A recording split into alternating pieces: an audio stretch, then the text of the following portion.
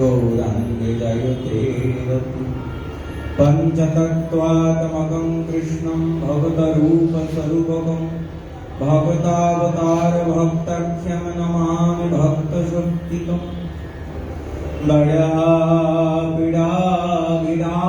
मृगमदतिलकं कुण्डलाक्रान्तगण्डं कञ्जाक्षं कम्बुकण्ठं स्मितसुभगमुखं स्वाधरिण्यास्तवे श्यामं शान्तं त्रिभङ्गं रविकरवसनं भूषितं वैजयन्त्या वन्दे वृन्दवनस्थं युवतिषड्वृतं ब्रह्मगोपालवेषं नमो ब्रह्मण्यदेवाय गोब्राह्मण्यहिताय च जगद्हिताय कृष्णाय गोविन्दाय नमो नमो।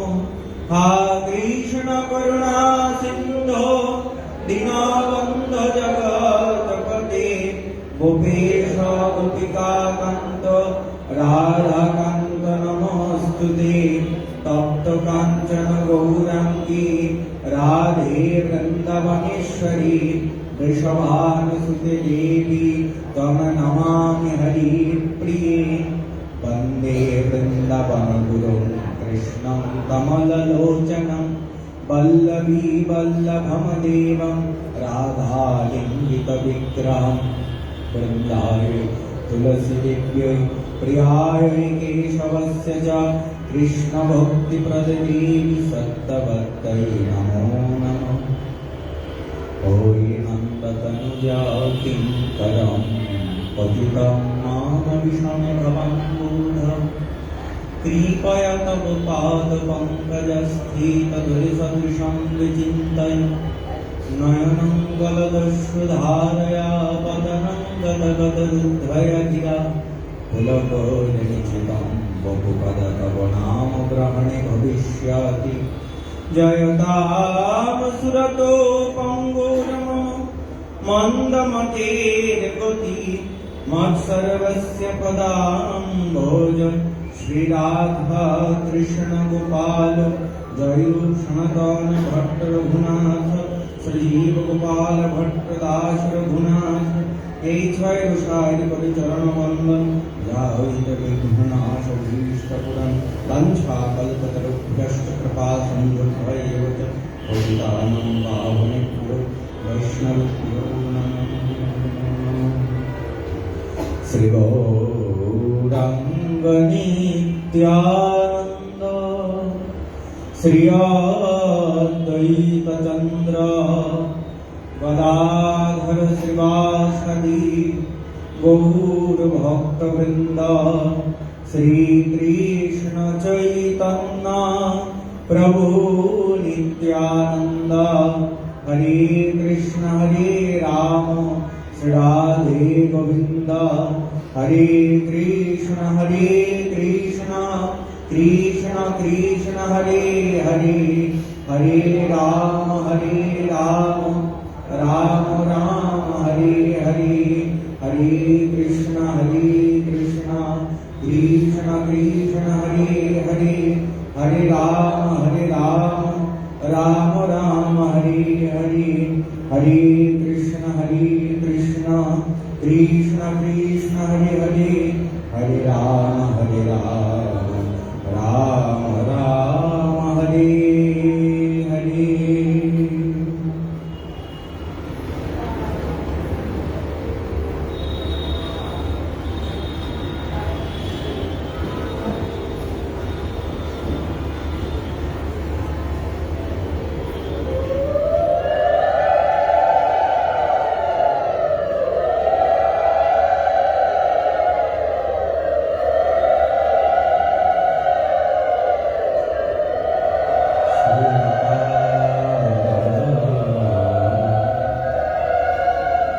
श्रूयता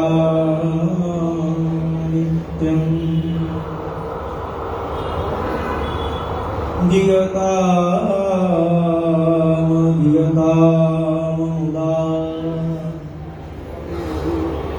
चिन्ततां भक्ताश्चैतन्यदेवता চৈতন্যশ্চরিতামৃতম যেবা নাহি বুঝে কেহ শুনিতে শুনিতে সেহ কি অদ্ভুত চৈতন্য চরিত কৃষ্ণে উপজিবে প্রীতি বুঝিবে রসের রীতি শুনিলে হইবে বড় হিত কৃপা গুণ রিয়া সুগৃহন্দ গোপা দুর্ধৃত্য ভঙ্গ্যা রঘুনাথ দাসম ন্যাস্য স্বরূপে কিদধে অন্তরঙ্গম শ্রীকৃষ্ণ চৈতন্যমম প্রপদ্যে যিনি কৃপারূপ রজ্জু দ্বারা সুন্দর অট্টালিকারূপ অন্ধকূপ থেকে শ্রী রঘুনাথ দাসকে কৌশলে উদ্ধার করে স্বরূপ দামোদরের হাতে অর্পণ করে নিজের অন্তরঙ্গ ভক্ত করেছিলেন, সেই শ্রীকৃষ্ণ চৈতন্যকে আমি আশ্রয় করি। জয় জয় শ্রী চৈতন্য জয় নিত্যানন্দ জয় দ্বৈত চন্দ্র জয় গৌর ভক্ত বৃন্দ।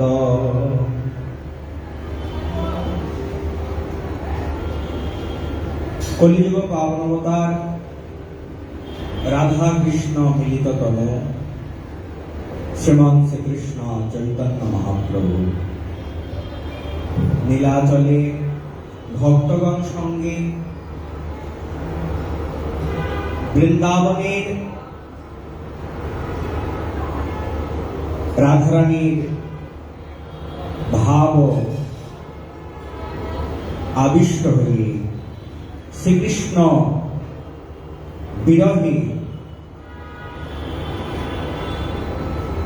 বিরহিত চিত্তে নানা প্রকার লীলার প্রকাশ করছেন। শ্রীমন মহাপ্রভুর অন্তরে কৃষ্ণ বিয়োগজনিত ব্যথা,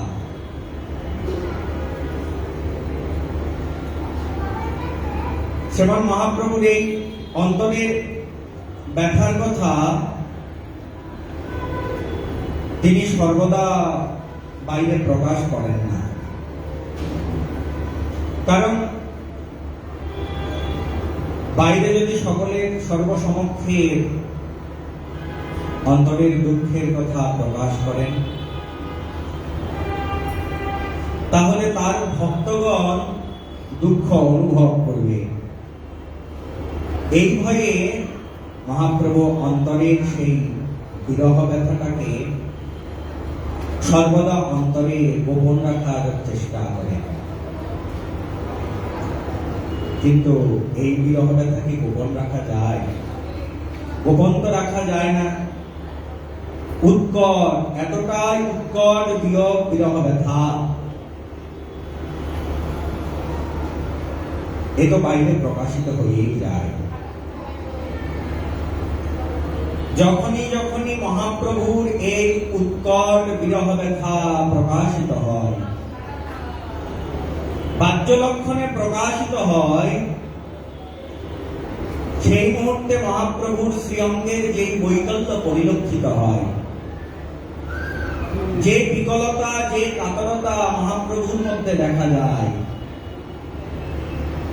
এই কথা বর্ণনা করে বোঝানো সম্ভব নয়। কারণ সাধারণে এই বৈকল্যতা সম্ভব নয়। একমাত্র ওই মাদনাক্ষ মহাভাবময়ী শ্রীমতী রাধারানীর সেই মহাভাব কান্তিকে অঙ্গীকার করে শ্রীমন মহাপ্রভু এসেছেন, তার মধ্যে এই কাতরতা, এই প্রেম বৈকল্যতা সম্ভব। মহাপ্রভুর এই যে বিরহ ব্যথা, যে দুঃখ, মহাপ্রভুর সান্ত্বনার জন্য, মহাপ্রভুর ব্যথা প্রশমনের জন্য সদা সর্বদা সঙ্গী হয়েছেন রামানন্দ রায় আর স্বরূপ দামোদর গোস্বামী। রামানন্দের কৃষ্ণ কথা মহাপ্রভুর মধ্যে যখনই সেই ব্রজভাবের আবেশ আসে, তখনই মহাপ্রভুকে রামানন্দ রায় কৃষ্ণ কথা শ্রবণ করান আর স্বরূপ দামোদরের গান। এই দুইটি শ্রীমন মহাপ্রভুর প্রাণকে যেন রক্ষা করেছে। দিনে প্রভু নানা সঙ্গে হয় অন্নমনা। মহাপ্রভুর এই বিরহ বেদনা দিনের বেলা ততটা প্রকটিত হয় না, কারণ অনেক ভক্তবৃন্দ থাকে, তো নানা রকম ভক্তবৃন্দ আসে, তখন প্রভুর মনটা একটু অন্যমনা থাকে। আর প্রভু তো সর্বসমক্ষে যাত্রার সম্মুখে এই ভাবের প্রকাশটা তিনি করেননি, একমাত্র অন্তরঙ্গ ভক্তদের সঙ্গে এই ভাবের চরম প্রকাশ করেছেন। বাইরে তিনি ওই দিনের বেলা যখন নানা সঙ্গে ভ্রমণ করেন, মনটা একটু ওই অন্যদিকে থাকে, কিন্তু রাত্রিকালে সেই কাশী মিশ্রের আলোয়ে, সেখানে তো সর্বসাধারণের গতায়াত কম, খুব অল্প কিছু লোকজন যেতে পারেন। তা সেই রাত্রিকালে প্রভুর যে বিরহ বেদনা সেইটা বর্ধিত হয়। এই মহাপ্রভুর রাত্রিকালীন বিরহ বেদনা প্রশমিত করার জন্য, প্রভুকে সুখ প্রদান করার জন্য দুইজন মাত্র প্রভুর সঙ্গে থাকে, এই রামানন্দ রায় আর স্বরূপ দামোদর। তারা কি করেন? তারা প্রভুকে সান্ত্বনা প্রদান করেন। কিসের দ্বারা সান্ত্বনা প্রদান করে? এই জগতের লোক জনজাগতিক দুঃখ কষ্ট যন্ত্রণায় ব্যথিত হলে নানা প্রকারের আশ্বাস বাণী দিয়ে তার সান্ত্বনা করা যায়, কিন্তু মহাপ্রভুকে কিসের আশ্বাস বাণী দেবেন? মহাপ্রভুর এই দুঃখ তো সাধারণ দুঃখ নয়, এ তো কৃষ্ণ বিরহিত শ্রীমতী রাধারানীর যে অন্তরের বেদনা, সেই বেদনারই প্রকাশ। কৃষ্ণ বিরহে ব্যথিত, তাই মহাপ্রভুকে স্বরূপ দামোদর আর রামানন্দ রায় সান্ত্বনা দিচ্ছেন কৃষ্ণ রস শ্লোক গীতে। এমন শ্লোক শ্রবণ করাচ্ছেন যে শ্লোকের মধ্যে শ্রীকৃষ্ণ বিষয়ক রস রয়েছে। কত কত শাস্ত্র রয়েছে, কত কত শ্লোক রয়েছে, সব শ্লোকে কি কৃষ্ণ প্রসঙ্গ রয়েছে? সব শ্লোকে কি ওই রস রয়েছে? সব শ্লোকে তো কৃষ্ণ রস প্রসঙ্গ নেই। সেই শ্লোকে শ্রবণ করাচ্ছেন যেই শ্লোকে কৃষ্ণ রস রয়েছে। স্বরূপ দামোদর কোন কোন গান শ্রবণ করাচ্ছেন? সকল গীতির মধ্যে কি ওই কৃষ্ণের কথা রয়েছে? সব গীতে তো নেই। জগতে কত কত গীত রয়েছে, স্বরূপ দামোদর সেই গীতি শ্রবণ করাচ্ছেন যে গীতের মধ্যে কৃষ্ণ কথা রয়েছে, কৃষ্ণ প্রসঙ্গ রয়েছে, কৃষ্ণ আলাপ রয়েছে। যেমন ওই পূর্বে ব্রজলীলায় কৃষ্ণের সহায়ক ছিলেন কে? সুবল সখা, প্রিয়নর্ম সখা, যারা কৃষ্ণের অন্তরের কথা জানেন, মরণের কথা জানেন। আজকে শ্রীমন মহাপ্রভুর ওই গৌরকে সুখ দান করছেন, যেমন করে কৃষ্ণকে ব্রজের সুবল সখা সুখ প্রদান করতেন, আজকে গৌরকে সুখ প্রদান করছেন রামানন্দ রায়। পূর্বে যেমন শ্রীমতী রাধারানীর সহায়ক ছিলেন ললিতা প্রধান, ললিতা সখী, তৈছে স্বরূপ দামোদর গোসাই রাখে মহাপ্রভুর প্রাণ। এই যে দুইজনার ভাগ্য, এই দুইজনার সৌভাগ্য কহনে না যায়। প্রভুর অন্তরঙ্গ করি জানে লোকেরা। এইভাবে মহাপ্রভু নীলাচলে বিহার করছেন। এবে শুনো ভক্তগণ রঘুনাথের লীলা। শ্রীমান মহাপ্রভুর সঙ্গে ছিল রঘুনাথ দাস গোস্বামীপাদের মিলনের কথা। কৃষ্ণদাস কবিরাজ গোস্বামীপাদ চৈতন্য চরিতামৃতের অন্তলীলার ৬ষ্ঠ পরিচ্ছেদে বর্ণনা করছেন। কে এই রঘুনাথ দাস গোস্বামীপাদ? এনার জন্ম হুগলি জেলার অন্তর্গত শ্রীকৃষ্ণপুরী। পিতা ছিলেন গোবর্ধন দাস আর জ্যাঠা ছিলেন বীরত্ন দাস। একমাত্র পুত্র রঘুনাথ দাস। মহাপ্রভু যখন সন্ন্যাস গ্রহণের পর শান্তিপুরে এসেছিলেন, তখন রঘুনাথ দাস গোস্বামীপাদ শ্রীমান মহাপ্রভুর সঙ্গে 2 বার দেখা করতে এসেছিলেন। তার আগে রঘুনাথের কৃপা হয়েছিল হরিদাস ঠাকুর। কোথায়? রঘুনাথ দাস গোস্বামীপাদ অধ্যয়ন করেছিলেন আচার্য বলরাম দাসের থেকে। এই বলরাম দাস ছিলেন হরিদাস ঠাকুরের কৃপা পাত্র। হরিদাস ঠাকুর প্রায় সময় এই বলরাম দাসের গৃহে আসতেন, আর সেই সময় ওই অধ্যয়ন সূত্রে হরিদাস ঠাকুরের সঙ্গ সৌভাগ্য লাভ করার সুযোগ হয় রঘুনাথ দাস গোস্বামী। তখনই তিনি হরিদাস ঠাকুরের কৃপা পেয়েছিলেন। আগে তো ভক্ত কৃপা লাভ করলেন, তারপরেই তো ভগবানের কৃপা।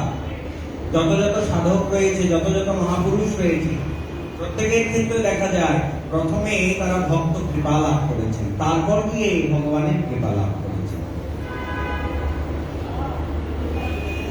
আর রঘুনাথ দাস গোস্বামীপাদ শ্রীমন মহাপ্রভুর সান্নিধ্য পাওয়ার আগে হরিদাস ঠাকুরের সান্নিধ্য লাভ করেছেন। যখন রঘুনাথ দাস গোস্বামী জানতে পারলেন মহাপ্রভু শান্তিপুরে অদ্বৈত আচার্যের গৃহে আছেন, রঘুনাথ দাস গোস্বামী ছুটে গেলেন মহাপ্রভুর নিকট। একেবারে সবকিছু ছেড়ে চলে যাবেন। এতটা তীব্র আকুলতা রঘুনাথের অন্তরে মহাপ্রভুর চরণে। প্রথমে কিন্তু মহাপ্রভু রঘুনাথ দাস গোস্বামীকে থাকতে বললেন না। রঘুনাথের মধ্যে এত ব্যাকুলতা দেখে, অল্প বয়স, বেশি বয়স নয়, তা রঘুনাথের এই বালক রঘুনাথ এত আকুলতা ব্যাকুলতা দেখেও মহাপ্রভু তাকে ফিরিয়ে দিলেন। বলছে, স্থির হও রঘুনাথ, না হও বাহুল। ক্রমে ক্রমে পাইলি ভবসিন্ধুকুল।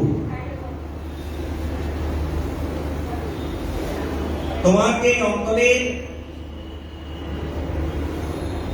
যে বর্তমান অবস্থা, যে উথাল পাথাল তরঙ্গ তোমার মধ্যে দেখা যাচ্ছে,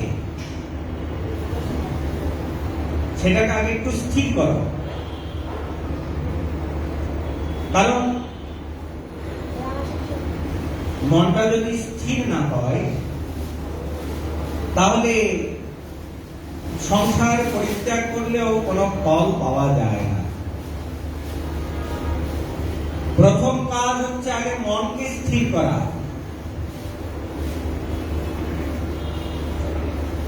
আর বালক অবস্থায় চিত্তটা অস্থির আরো বেশি থাকে। 12, 13, 14 বছর বয়সের বালক সাধন ভজনার কতটুকুই হতে পারে। যদিও ইনারা হচ্ছেন নিত্যসিদ্ধ পার্ষদ, ইনাদের ক্ষেত্রে এই সকল ওই বিষয় খাটে না। কিন্তু মহাপ্রভু এবং তার পার্ষদগণ যা কিছু আচরণ করেছেন, সবকিছু আমাদের মতো সাধারণের জন্য। বালকাবস্থায় মনে হতে পারে আমি সবকিছু ছেড়ে, সংসার ছেড়ে গিয়ে ভজন করব।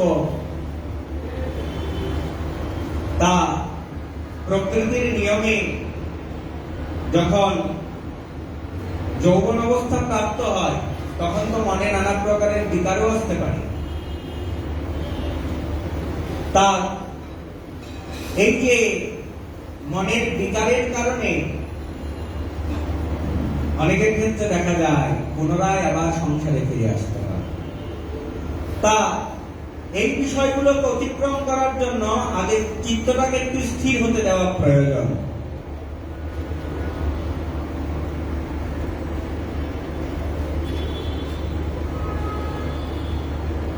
অনেকের জীবনীতে দেখা যায় যে অল্প অবস্থায় সংসার থেকে চলে গেছে, আবার পুনরায় সংসারে ফিরে এসেছে, এরকম অনেকের মধ্যে হয়। তা অনেক সম্প্রদায়ে দেখা যায় দীর্ঘ একটা সময় ব্রহ্মচর্য পালন করার পর তারপরে সন্ন্যাসী করা হয়। কারণ আপনি ব্রহ্মচর্য আশ্রমের পর গৃহস্থ আশ্রমে যাবেন, এটা স্বাভাবিক। কিন্তু আপনি যদি সন্ন্যাস আশ্রম গ্রহণ করেন তারপর যদি গৃহস্থ আশ্রমে আবার ফিরে আসেন, এটা কিন্তু তখন ওই সন্ন্যাস ধর্মের অমর্যাদা হয়ে যায়, এতে অপরাধ হয়, পাপের ভাগীদার হতে হয়। তাই এই জন্য দীর্ঘদিন ব্রহ্মচর্য আশ্রম পালন করার পর কারো যদি মনে হয় আমি সন্ন্যাস ধর্ম গ্রহণ করতে পারবো, বা গুরুদেব যদি মনে করেন এর দ্বারা সন্ন্যাস ধর্ম পালন করা সম্ভব, তারপর সন্ন্যাস ধর্ম প্রদান করে। আর যদি মনে হয় যে না, সন্ন্যাস গ্রহণ সম্ভব নয়, গৃহস্থ আশ্রমে প্রবেশ করে সাধন ভজন করতে হবে, তাহলে তবে গিয়ে ওই সে ব্যক্তি গৃহস্থ আশ্রমে প্রবেশ করে। রঘুনাথ দাস গোস্বামীর পরকে শ্রীমন মহাপ্রভু বললেন, তুমি এখন বাতুল হইও না, এখন পাগল হইও না, স্থির হও। বাতুল মানে পাগল, স্থির হও রঘুনাথ, না হও বাতুল। ক্রমে ক্রমে পায় দিবে ভব সিন্ধুকুল।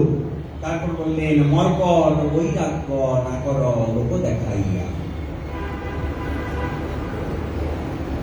শুষ্ক বৈরাগ্য, যুক্ত বৈরাগ্য, ফল্গু বৈরাগ্য, শ্মশান বৈরাগ্য, মর্কট বৈরাগ্য, 5 প্রকারের বৈরাগ্য রয়েছে।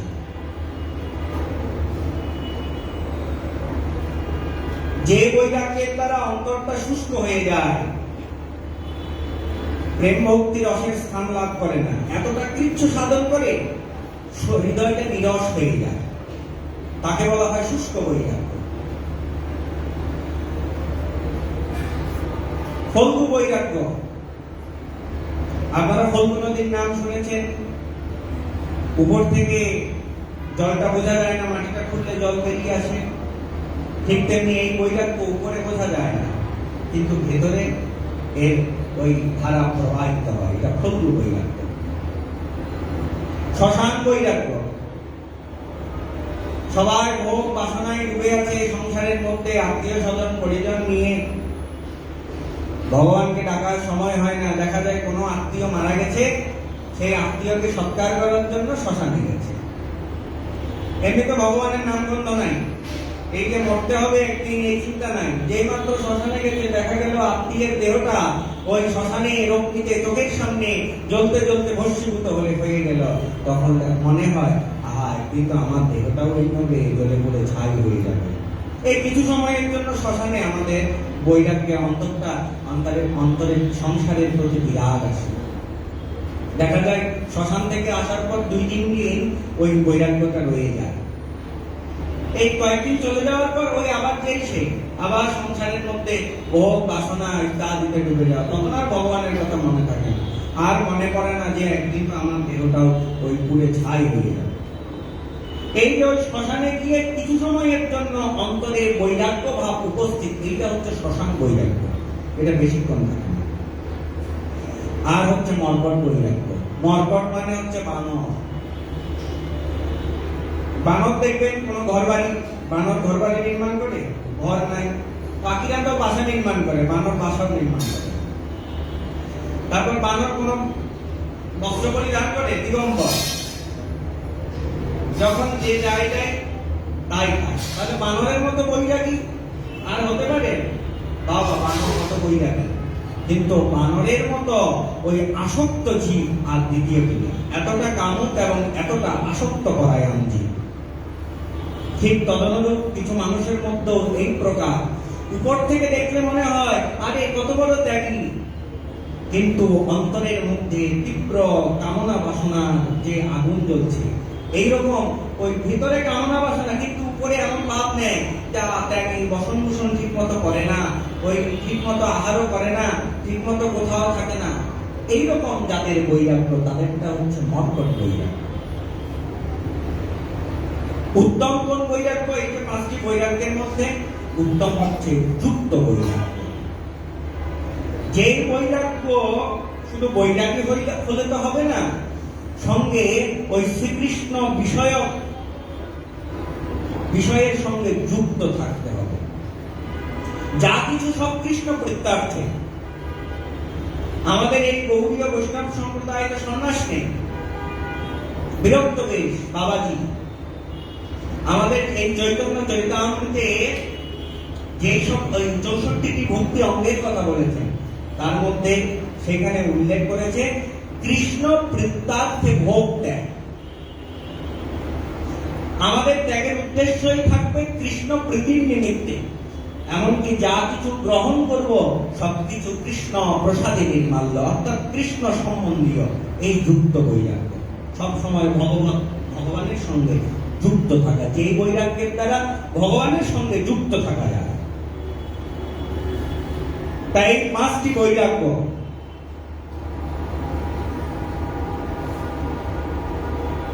জগতের মধ্যে কলিযুগ যত গাঢ় হচ্ছে, ওই মর্কট বৈরাগীর সংখ্যায় দিন দিন বৃদ্ধি প্রাপ্ত হচ্ছে। মহাপ্রভু বলছেন, মহাপ্রভু তো রঘুনাথকে বলছেন না, রঘুনাথকে বলছেন মানে আমাদেরকে শিক্ষা দিচ্ছেন যে মর্কট বৈরাগ্য, রঘুনাথের কি মর্কট বৈরাগ্য? তা কি হতে পারে? কখনো কি হতে পারে রঘুনাথের মতো নিত্য সিদ্ধ পার্শ্বদের মর্কট বৈরাগ্য? এটা রঘুনাথকে বলছেন না, বিরাজ গোস্বামীপাদ উল্লেখ করছেন, মানে এটা আমাদের মতো জীবকে বলছেন। কারণ ওই যে আমাদের অবস্থা এমন হবে, মহাপ্রভু তো জানেন। বলছেন মর্কট বৈরাগ্য না করো লোক দেখাইয়া। যারা মর্কট বৈরাগ্য প্রদর্শন করে কিসের জন্য? লোককে দেখানোর জন্য। বাবা, লোকে আমাকে অনেক বড় সাধু বলবে, মাথায় যদি কয়েকটা জটা টটা থাকে, লোকে বলতো আরে বিরাট সাধু। দেখবেন ওই সাধারণভাবে যে সকল সাধুরা চলাফেরা করে, তাদের থেকে কারো মাথায় যদি ইয়া বড় জটা থাকে, ইয়া বেশভূষা, উৎকট বেশভূষা পরিধান করে, তাদেরকে লোকে একটু ওই ভক্তি বেশি করে। আর এখন কদিন আগে দেখলাম মোবাইলের মধ্যে পার্লারের মধ্যে আর্টিফিশিয়াল জটা লাগানোর ব্যবস্থা হয়, মানে এমন ভাবে জটা লাগিয়ে দেবে বোঝাই যাবে না এটা কি ওই কি তপস্যা দ্বারা লব্ধ জটা নাকি পার্লারে গিয়ে জটাটা লাগিয়েছে। যেমন অনেক সাধক, এখানে কোন কোন সাধকের ক্ষেত্রে লেখা যায় কি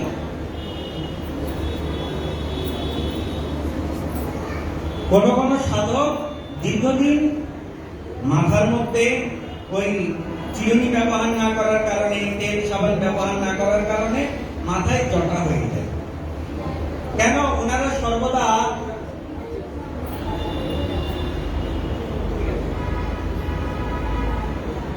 ওনারা এতটাই তপস্যায় সাধনে ডুবে থাকেন, মাথা আঁচড়ানোর সময় পান না, চুল কাটার সময় পান না। যেমন অনেকেই আছেন, তার মধ্যে দৃষ্টান্ত দিতে গেলে পূজ্যপাদ বিনোদ বিহারী দাস বাবাজি মহারাজ বর্ষানি, উনি সেই ওই ভোর 4টায় উঠে এই যে জপের মালা নিয়ে আসনে যে বসেন, ওঠেন বিকালবেলা, উঠে কিছুটা প্রসাদ গ্রহণ করে আবার এই পরিক্রমায় বেরিয়ে পড়েন।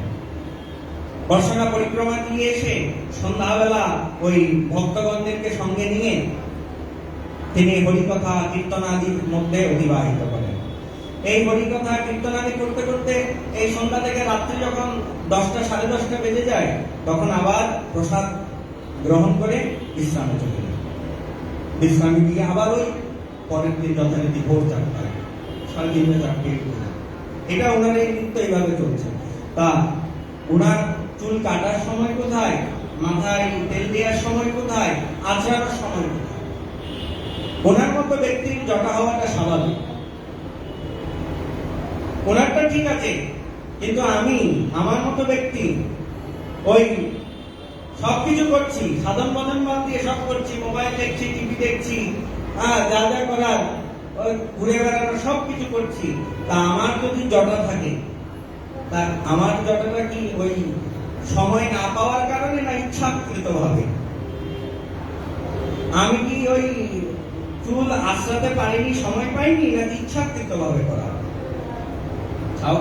ইচ্ছাকৃত ভাবে লোক দেখানোর নিমিত্তে, না ওই জটা হলে লোকে একটু খুব অমুকের মাথায় জটা, তা জটা দেখে বিভ্রান্ত হবে না। হ্যাঁ, অনেক তপস্বীর জটা আছে, কিন্তু বর্তমান কলিযুগ এমন হয়েছে, বললাম আর্টিফিশিয়াল হালকা জটা লাগানো যায়, বুঝতেই পারবেন না জটাটা কি প্রাকৃতিক ভাবে হয়েছে নাকি কেউ লাগিয়েছে। পার্লারের ব্যবস্থা আছে এখন জটা লাগানো। তা বলছে এই মর্কট বৈরাগ্য না করো লোক দেখাইয়া, বৈরাগ্যটা দেখানোর বিষয় নয়, ভক্তি দেখানোর বিষয় নয়, উদ্দেশ্যটা কি ভগবত প্রাপ্তি। লোকে আমার কি কতটুকু দেখলো সেইটা মুখ্য নয়। হ্যাঁ, মুখ্য তখনই যদি অন্তরের মধ্যে লাভ, পূজা, প্রতিষ্ঠা পাওয়ার বাসনা থাকে, তখন লোককে দেখাতে হয়। কারণ লোককে যদি না দেখাই, লোকে জানবে কি করে আমি যে অনেক বড় সাধু, তখন লোককে দেখাতে হয়। কিন্তু উদ্দেশ্য যদি হয় ভগবত প্রাপ্তি, উদ্দেশ্য যদি হয় কৃষ্ণ চরণে প্রেম ভক্তি লাভ, তখন সেই বৈরাগ্যটা দেখানোর বিষয় নয়, সেই বৈরাগ্য অন্তরে ধারণ করার বিষয়। তাই মহাপ্রভু বলছেন মর্কট বৈরাগ্য না কর লোক দেখাইয়া, যথাযোগ্য বিষয় ভুঞ্জ অনাসক্ত হইয়া। যতটুকু বিষয় ভোগ করার প্রয়োজন, জমিদার পুত্র তো তিনি রঘুনাথ দাস গোস্বামী বলছে যথাযোগ্য বিষয় ভুঞ্জ, বিষয় ভোগ করো, কিন্তু তাতে আসক্ত হইও না। কারণ সংসারে বন্ধনের কারণ কি বিষয়? অর্থ, বিত্ত, বিষয়, এগুলো কি বন্ধনের কারণ? এগুলো বন্ধনের কারণ নয়। স্ত্রী, পুত্র, পরিজন, অর্থবিত্ত, এগুলো বন্ধনের কারণ নয়। বন্ধনের কারণটা কি? বন্ধনের কারণ হচ্ছে আসক্তি। আর এই আসক্তি কোথায় উৎপন্ন হয়? মনের মধ্যে। শ্রীমদ্ ভাগবতের মধ্যে কপিল দেব তার মাতা দেবহূতিকে বলছেন যে আমাদের মনটাই হচ্ছে আসক্তির কারণ, মনটাই হচ্ছে বন্ধনের কারণ। চেত খল্লস্ত বন্ধায়, মনটাই আসক্তির কারণ, মনটাই বন্ধনের কারণ। ওই যে আপনারা ওই গাধার গল্পটা শুনেছেন না? অনেকবার শুনেছেন গাধার গল্পটা, যে গাধা ধোপা প্রতিদিন গাধাকে ঘাটে নিয়ে যায়, কাপড় ধুয়ে গাধার পিঠে চাপিয়ে নিয়ে আসে। তা প্রতিদিনের মতো আজকেও ধোপা গাধা নিয়ে নদীর ঘাটে গেছে, কিন্তু দড়িটা নিতে ভুলে গেছে। গাধাকে এখন কি করে বেঁধে রাখবে? এখন পাশে এক লোক বললো ঠিক আছে দাঁড়াও আমি বেঁধে দিচ্ছি। গাধাকে কি করলেন? মিছিমিছি গলার মধ্যে হাত ঘুরিয়ে বেঁধে রাখলেন। দেখে গাধা আর নড়ে না। ধোপা কাপড় চোপড় ধুয়ে গাধার পিঠে চাপালেন, দড়ি তো বাঁধা নেই, এবার গাধা তো আর চলে না, কি ব্যাপার?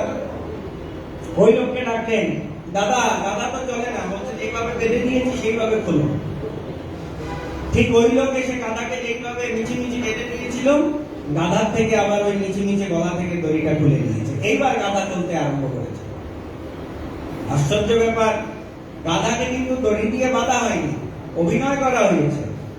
তাতেই গাধা নিজেকে মনে করছে আমাকে বেঁধে রেখেছে। আবার যখন ওই হাতটা ঘুরিয়ে দিয়েছে, গাধা মনে করছে আমাকে খুলে দিয়েছে।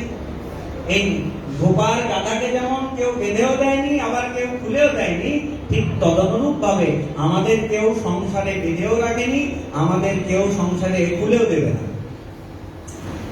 আমরা চিন্তা করছি সংসারটা আমাকে বেঁধে রেখেছে। কি চিন্তা করছি এই স্ত্রী আমার, এই স্বামী আমার, এই পুত্র আমার, এই ঘর আমার, এই অর্থ, বিত্ত, বৈভব যা কিছু আছে এই আমার। এই যে আমার করছি, এই আমারটাই বন্ধনের কারণ।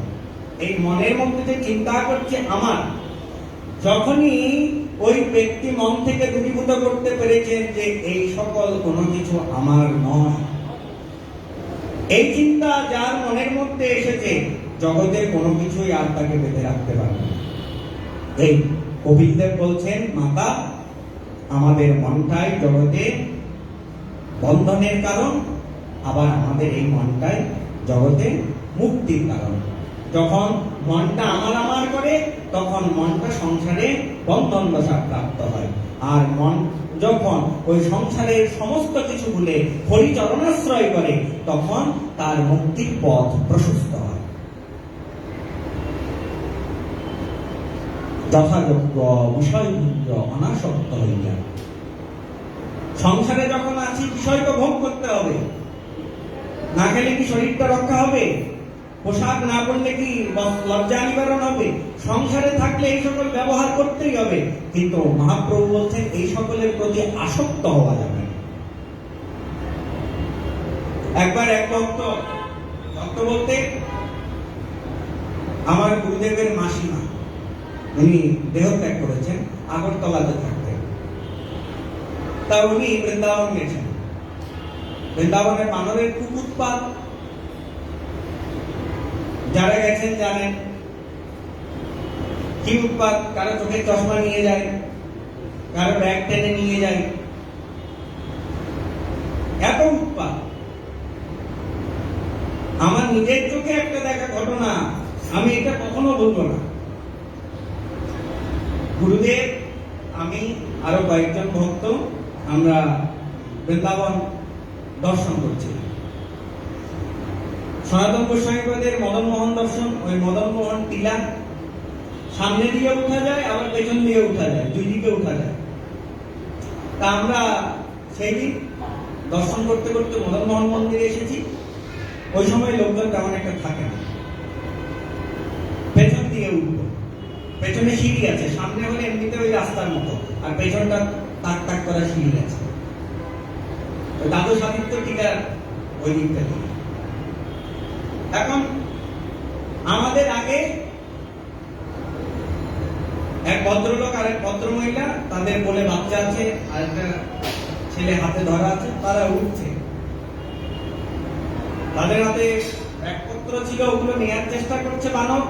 পেছন পেছন ওখানে বানরের উৎপাতটা ওই মন্দিরে আরো বেশি। কোলের বাচ্চাটা যেইটা আছে, বানর দেখলাম একেবারে বাচ্চাটাকে টানতে টানতে বাচ্চার কাপড় পর্যন্ত খুলে নিয়ে গিয়েছে। আর আমরা দেখি অনেক বানর, আর এই পালন বানর গুলো যদি আসে, দেখে আরো ভয় লাগে। কি করবো আমরা কি করেছি, এক একজনের হাতে একটা একটা ইট নিয়েছি। ইট দেখলে ভয় পায়, সাবধান, কেউ ইট মারতে যাবেন না, মানে হাতে রাখা, অনেকে হাতে লাঠি রাখে যাতে কাছে না আসে। কিন্তু বৃন্দাবনে গিয়ে কখনো বৃন্দাবনের বানর কিংবা কোনো প্রাণীকে আঘাত করবেন না, তারা সাধারণ জীব নয়। তা ওই এত উৎপাত, অনেকে অনেক কিছু নিয়ে যায়। তো ওই গুরুদেবের মাসি, ওনার টাকার পুটলি, অনেক মহিলা মানুষ টাকাকে পুটলি করে ওই ছোট ব্যাগে করে হাতে রাখে। তা বানর ওই সব টাকা ওর মধ্যে ছিল, টাকাটা নিয়ে চলে গেছে। এখন স্বাভাবিকভাবে আমাদের টাকাটা নিয়ে চলে গেলে আমাদের কি হবে? টাকা দুঃখ হবে। তা ওনার এ নিয়ে কোনো ভ্রুক্ষেপ না। কি ব্যাপার, আপনার এতগুলো টাকা নিয়ে গেল, আপনি কোনো আফসোস করেন অনেকে? এরকম কোনো কিছু দেখা যাচ্ছে।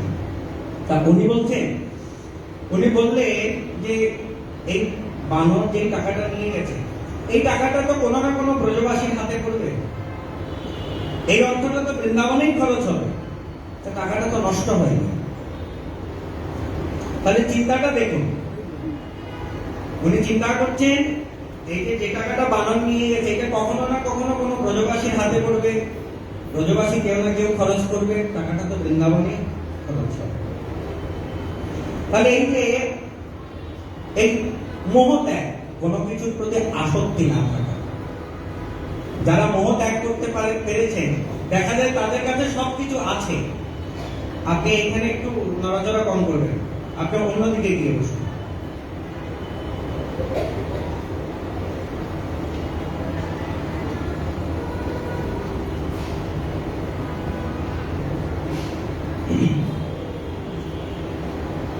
অনেকের কাছে অনেক কিছু থাকতে পারে, কিন্তু মোহ সবাই ত্যাগ করতে পারে না। দেখা যায় অনেকে ওই অল্প কিছু হারালেও তার দুঃখের শেষ থাকে না, আবার অনেকের দেখা যায় সবকিছু চলে গেলেও তার কোনো দুঃখ থাকে না। তার কারণ ওই যে মোহ ত্যাগ। অনেকের কোটি কোটি টাকা আছে, দেখা যায় ওই কয়েক লক্ষ টাকার কারণে চিন্তায় চিন্তায় হার্ট ফেল করে মারা যায়, অথচ ওই টাকা তার ওই কিছু না। আবার অনেকের দেখা যায় সর্বস্ব হারিয়ে গেলেও তার কোনো প্রকারের দুঃখ হয় না। এই যে মোহ, আসক্তি, এই দুঃখটার কারণই হচ্ছে আমাদের আসক্তি, অন্য কিছু নয়। মহাপ্রভু বলছে অন্তরে নিষ্ঠা করো, বাহ্যে লোক ব্যবহার। বলছে তোমার যে নিষ্ঠাটা থাকবে অন্তরে।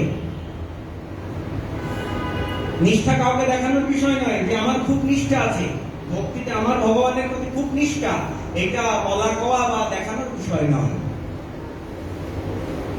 আর বাইরে লোক ব্যবহার, লোকের সঙ্গে বাহ্যিক ব্যবহার যা যা করার ওই প্রয়োজন, যতটুকু করার প্রয়োজন ততটুকু ঠিক রাখতে হবে, কিন্তু এর দ্বারা যেন ভক্তির হানি না হয়। আমার লোক ব্যবহার করতে গিয়ে যেন আমার সেটা ভক্তির প্রতিকূল না হয়। অর্থাৎ আমি এমন কিছু করব না লোকের সঙ্গে ব্যবহার, ওই লোক ব্যবহার করতে গিয়ে, লোক ব্যবহার মানে লোকের সঙ্গে আত্মীয়তা রাখতে গিয়ে, লোকের সঙ্গে সুসম্পর্ক রাখতে গিয়ে আমার যেন সেটা কৃষ্ণ ভক্তির হানিকর না হয়। আমরা অনেকে এমন এমন কাজ অনেক সময় করে থাকি যেটা আমাদের ভক্তি ধর্মের সঙ্গে যায় না। তো কাউকে যদি জিজ্ঞাসা করা হয়, মশাই আপনি যে এটা করলেন, এই কাজটা কি উচিত হলো? আরে বাবা, সংসারে থাকলে তো এগুলো না করে কি পারা যায়? সমাজে থাকলে তো এই সকল একটু একটু করতে হয় না? আপনি সমাজে থাকবেন, কিন্তু ওই ভক্তি প্রতিকূল হয়।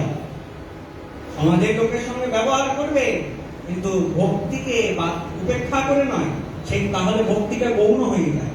আপনার জগৎ সংসারের লোক ব্যবহারটা মুখ্য হয়ে যায়। মুখ্য রাখতে হবে ভক্তিকে, ভক্তিটাকে কৃষ্ণ চরণে, নিষ্ঠাটাকে ঠিক রাখে বাকি সব লোক ব্যবহার। অন্তরে নিষ্ঠা, বাক্যে লোক ব্যবহার। অচিরাতে কৃষ্ণ তোমা করিবে উদ্ধার।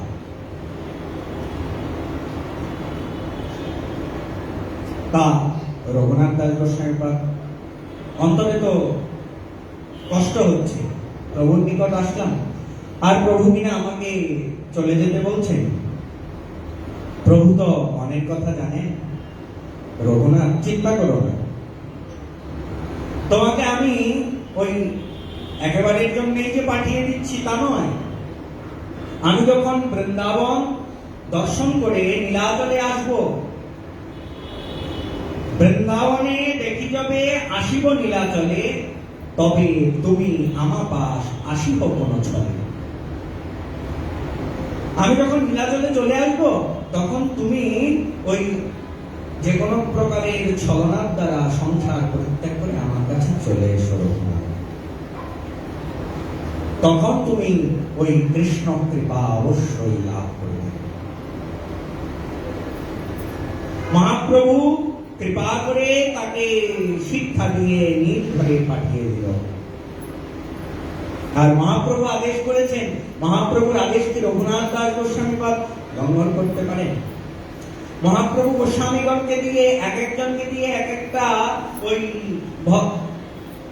বিষয় প্রকাশ করলেন, এক একটা বিষয়ের মহিমা প্রকাশ করলেন। যেমন হরিদাস ঠাকুরকে দিয়ে নামের মহিমা প্রকাশ করলেন, নামাচার্য হরিদাস ঠাকুর। রূপ গোস্বামী, সনাতন গোস্বামী, এই জীব গোস্বামী, গোপাল ভট্ট গোস্বামী, ওনাদেরকে দিয়ে শাস্ত্র গ্রন্থ রচনা করালেন, শাস্ত্র সিদ্ধান্ত প্রকাশ করালেন। রঘুনাথ দাস গোস্বামীকে দিয়ে বৈরাগ্যের মহিমা শিক্ষা দিলেন। বৈরাগ্য কতটা তীব্র হতে পারে, বৈরাগ্যের শিক্ষা দিলেন এই রঘুনাথ দাস গোস্বামী পাদের মধ্য দিয়ে। রঘুনাথ দাস গোস্বামী পাদের বৈরাগ্য এটা সাধারণ নয়। জমিদার পুত্র সবকিছু পরিত্যাগ করে শেষকালে যখন ওই নীলাচলে ছিলেন, কি আহার করতেন? ওই জগন্নাথের প্রসাদের ফেলে দিয়ে যে অন্ন যা গলে পচে গেছে, যা ওই গাভীগুলো পর্যন্ত মুখ দেয় না, এতটা ওই উত্তর গন্ধ বের হয়, সেইগুলো রঘুনাথ নিয়ে ধুয়ে উপরের নরম অংশটুকু ধুয়ে ফেলে দিয়ে ভেতরের যে শক্ত অংশটুকু অবশিষ্ট থাকে, রঘুনাথ দাস গোস্বামী ওই লবণ দিয়ে সেইগুলো গ্রহণ করে। কতটা তীব্র বৈরাগ্য! এইরকম বৈরাগ্য সাধন ওই সাধারণ আর কারোর মধ্যে দেখা যায় না। রঘুনাথ দাস গোস্বামী পাদকে দিয়ে বৈরাগ্যের শিক্ষা দিল, এতটা তীব্র বৈরাগ্য। তা মহাপ্রভু যখন প্রথমবার পাঠিয়ে দিলেন, মহাপ্রভুর কথা মতো ঘরে এসে তিনি মর্গট বৈরাগ্য ত্যাগ করে এইবার এমন ভাবে চলাফেরা করছেন, বাইরে থেকে দেখে মনে হবে যেন বিষয়, বাইরের অবস্থা দেখে মনে হবে বিষয়, কিন্তু ভেতরে বৈরাগ্য, বাহিরে করে সর্বকর্ম। বৈরাগ্যটা তখন ভিতরে লালন করছেন, বাইরে কিন্তু সবকিছু করছেন যা যা করা। আর পুত্র এতদিন এতটা ব্যাকুল, বারবার চলে যাচ্ছেন, কয়েকবার ধরেও এনেছেন। রঘুনাথ দাস গোস্বামী পাদ চলে যাচ্ছেন, আর বাপ কাকারা বাপ জেঠারা মিলে লোকজন দিয়ে কয়েকবার ধরে এনেছেন রঘুনাথকে। আর সেই রঘুনাথ যখন দেখছেন এই আজকে বিষয়ের মতো চলাফেরা করছেন, কত আনন্দ! ইন্দ্র সম ঐশ্বর্য আর অপ্সরা সম স্ত্রী রঘুনাথে যখন দেখছেন চৈতন্যের চরণে এতটা রতি, সবকিছু ছেড়ে চলে যাচ্ছেন, এতটা তীব্র বৈরাগ্য উদিত হয়েছে, বাপ জ্যাঠারা চিন্তা করলেন যদি ওই সুন্দরী কোন রমণী দেখে বিবাহ দেওয়া যায়, তাহলে রঘুনাথের মনটা যদি গৃহের মধ্যে থাকে, তাই তাড়াতাড়ি বিবাহ দিয়ে দিল। বলছেন অপ্সরা সম স্ত্রী আর ইন্দ্র সম ঐশ্বর্য, এসব ছেড়ে রঘুনাথ চলে যেতে চাইছেন। আর আজকে যখন বাবা জেঠারা দেখছেন বাইরে সবকিছু করছেন, বিষয়ের মতো চলছেন, তা বিষয়ের মতো চললে মা বাবার আনন্দ হয়, রঘুনাথের পিতামাতার মনটাও আনন্দিত।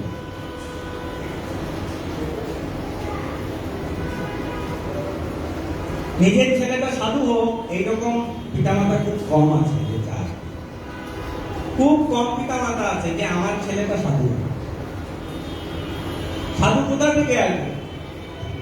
বর্তমান সমাজে চারিদিকে দেখা যায় এই যে এই সাধুর এই দোষ ওই দোষ, আমরা সাধু খুঁজি না, সাধুদের দোষ খুঁজে বেড়াই না। এই যে সাধু কোথা থেকে আসবে? একবার সিদ্ধ মনোহর দাস বাবাজি মহারাজ একজনকে বলেছিলেন, বলছেন তোমরা সৎ গৃহস্থ হও, তোমাদের থেকেই তো এই সৎ সাধু তৈরি হবে, গৃহস্থ থেকেই তো ওই সন্তান সন্ততি হয়, কোন ওই ত্যাগী থেকে সন্ন্যাসী থেকে সন্তান হয় না। তাহলে আদর্শ গৃহস্থ হলেই তবেই আদর্শ সৎ সাধু উৎপন্ন হবে। তা আগে সমাজে ওই আদর্শ গৃহস্থ হওয়া প্রয়োজন। আদর্শ গৃহস্থের বড় দরকার। যদি বলি না গৃহস্থ তো কত কত আছে, গৃহস্থের তো অভাব নাই, গৃহস্থ আছে বটে, কিন্তু কৃষ্ণ চরণে রতিমতি নিয়ে সৎভাবে গৃহস্থ জীবন যাপন করে এরকম গৃহস্থ কম আছে। তা অনেক এইরকম পাওয়া যায় না যে আমার ছেলেটা সাধু, কিন্তু এমনিতে সাধু দেখলে আমরা দৌড়ে সাধুর চরণে হুমড়ি খেয়ে পড়ি, সাধুর পেছন পেছন ছুটি, কেউ চিন্তা করি না যে আমার ছেলেটাকে সাধু বানাই, এই চিন্তাটা কারোর মধ্যে আসে, আসলেও খুব কম।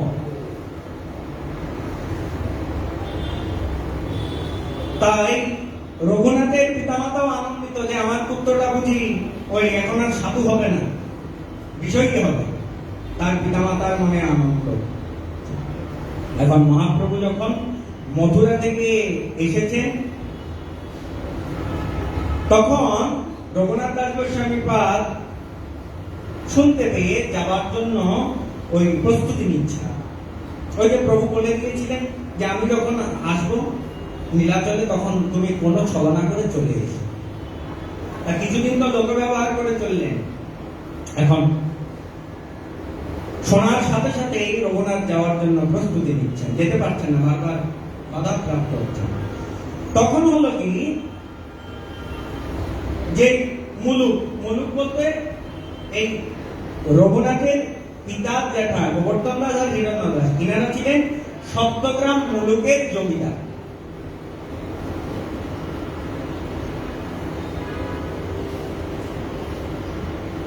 বর্তমানে আদিসপ্তগ্রাম একটা স্টেশন আছে, সব আদিসপ্তগ্রাম। সেই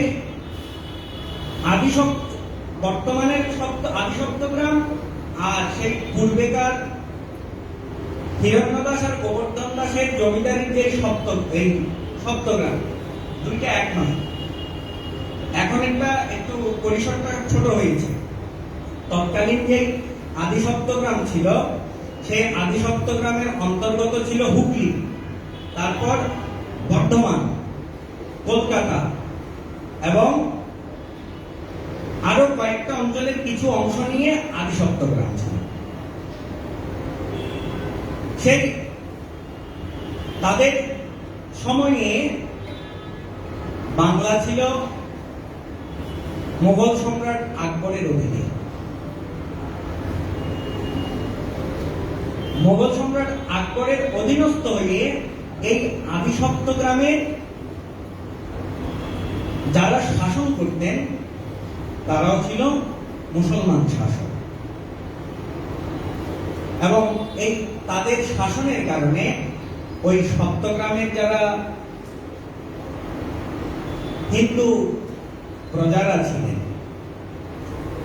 তাদের নানা প্রকারের উৎপাত উৎপীড়নের সম্মুখীন হতে হবে।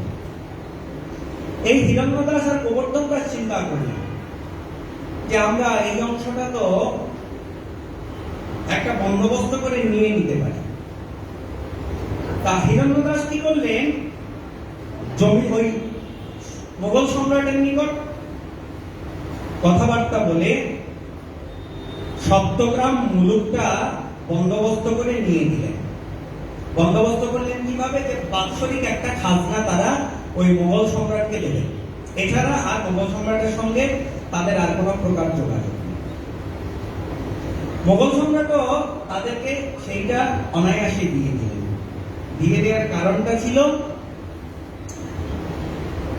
যারা যেই সকল মুসলমান শাসক আদিসপ্তগ্রাম সেই সপ্তগ্রামের শাসন পরিচালনা করতেন, সেটা ছিল ওই সপ্তগ্রামটা ছিল তাদের রাজধানী। তারা মোগল সম্রাট আকবরের অধীনস্থ ছিলেন বটে, কিন্তু সম্রাট আকবরকে তোয়াক্কা করতেন না। তারা তাদের মতো যেমন ইচ্ছে তেমন ভাবেই চালাতেন এবং সম্রাটকে কোন প্রকারের খাজনা কর কোনো কিছু দিতেন না। এখন হিরণ্য দাস আর গোবর্ধন দাস তারা যখন প্রস্তাব দিলেন যে আমরা আপনাকে ওই বাৎসরিক একটা কর প্রদান করব, সম্রাট আকবর চিন্তা করলেন মন্দ কি, এমনিতে তো কোনো কিছু পাই না, তা যদি বাৎসরিক কিছু একটা পাওয়া যায়, তাই এটা যদি তাদেরকে তার বিনিময়ে দেয়া হয় তাতে তো ক্ষতি কিছু নেই। না হলে এমনি এমনি কি আর ওই হিন্দু জমিদারকে দিচ্ছেন নাকি, এমনি এমনি তো আর দিচ্ছেন না। ভালো, উত্তম প্রস্তাব। এই হিরণ্য দাস আর গোবর্ধন দাসকে ওই মুলুকটা বন্দোবস্ত করে দিয়ে দিল। এখন বাৎসরিক 12 লক্ষ টাকা খাজনা হিরণ্য দাস আর গোবর্ধন দাস মোগল সম্রাটকে দিতেন, এছাড়া আর কোনো সম্বন্ধ বা সম্পর্ক ছিল না। আর ইনাদের মতো তাদের এই সপ্তগ্রামকে শাসন হিরণ্য মজুমদার, যদিও তাদের এই দাস হচ্ছে টাইটেল, কিন্তু মজুমদারটা হচ্ছে রাজার দেয়া উপাধি। এখন সেই আগের যারা শাসক ছিলেন, যাদের থেকে সম্রাট নিয়ে এনাদেরকে দিলেন, তাদের মনের মধ্যে তো এখন হিংসা ঢুকে গেছে যে এতদিন আমরা শাসন করতাম, নিজেরা সবকিছু ভোগ করতাম, আর এখন সেটা ওই হিরণ্যদাস আর গোবর্ধন দাসের নিকট চলে গেল। তারা একটা বেশ একটা প্রভাব প্রতিপত্তি লাভ করেছে, এটা তাদের ওই শত্রুতায় পরিণত, তাদের চক্ষুশূল হয়ে গেল। এবার সেই ওই যে চৌধুরী ছিল, আগের যিনি শাসন করতেন চৌধুরী, তুরস্ক দেশীয় মুসলমান, তুরস্ক থেকে এসেছিল, সে কি করেছে ওই সম্রাট আকবরের উজিরের মাধ্যমে সংবাদ পাঠিয়েছে যে আপনাকে তো ঠকানো হচ্ছে। কিভাবে ঠকানো হচ্ছে? বলছে হিরণ্যদাস আর গোবর্ধন দাস এই রাজ্য থেকে 20 লক্ষ টাকা আয় করে, আর আপনাদেরকে দেয় মাত্র 12 লক্ষ টাকা। সেই সময়ে 20 লক্ষ টাকা 12 লক্ষ টাকা কম নয়, এখনকার সময়ে, তৎকালীন সময়ে অনেক টাকা।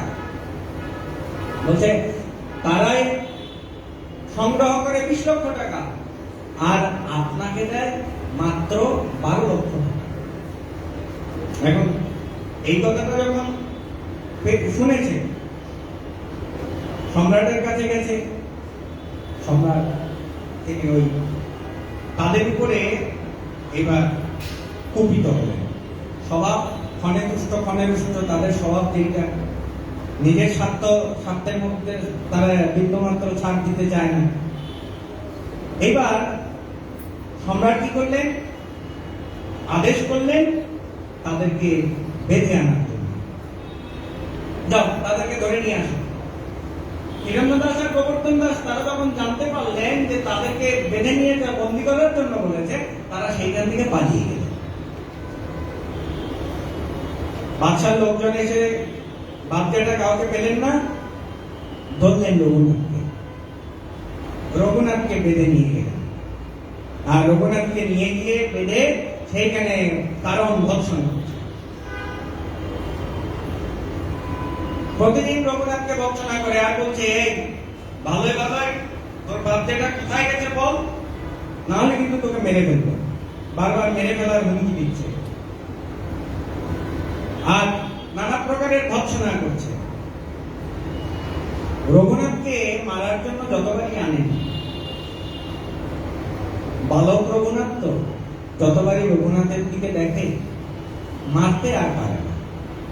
এমনি তো অনেক কথা বলে, কিন্তু ওই মনটা ফিরে যায়।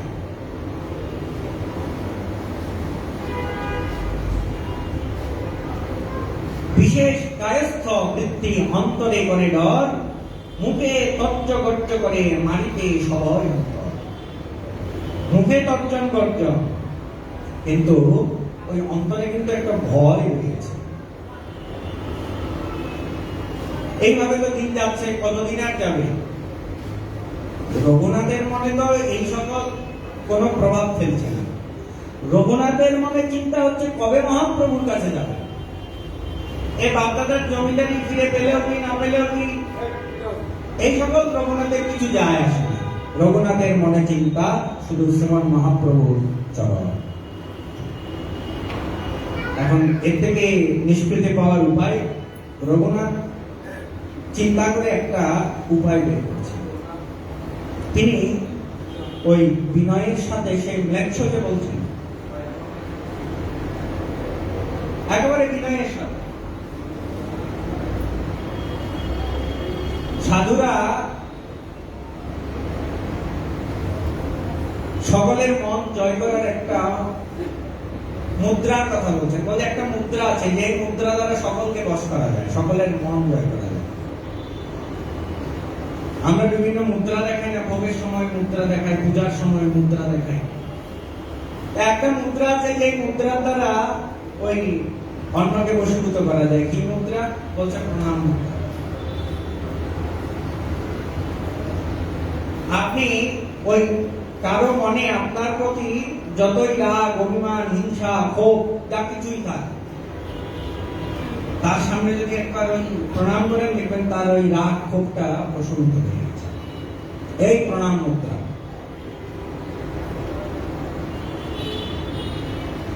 রঘুনাথ দাস বুদ্ধিমান, বিনয়ের সাথে বলছেন, আমার পিতা জ্যাঠা হন তোমার দুই ভাই, আমার বাপ জ্যাঠা তো আপনারই ভাই, তা ভাই ভাই কেন কলহ করছেন? কখনো কলহ, কখনো প্রীতি হবে, একসাথে থাকতে গেলে এরকম হয়। তা এগুলো নিয়ে পড়ে থাকলে কি হয়? এর তো একটা মীমাংসা করা প্রয়োজন। তা আমি যেমন আমার পিতার সন্তান, তেমনি আপনারও তো সন্তান, আপনার নিকটও তো বালক, আপনারও সন্তানের মতো। আমি তোমার পাল্য, তুমি আমার পালক। তা তুমি পালক হয়ে পাল্যকে এই তারণ ভক্ষণ করছো, এইটা তো ওই ভালো দেখা যায়। তারপর বলছে, তুমি তো জিন্দাপি, সব শাস্ত্র জানো। এই প্রকার নানা প্রকার ওই মিষ্টি বাক্যের দ্বারা যে কোনো প্রকারের উদ্দেশ্য হচ্ছে মনটাকে একটু গলানো, কারো একটু প্রশংসা করলে, প্রশংসা করে যদি ওই কোনো কাজ হাসিল করে নেওয়া যায়।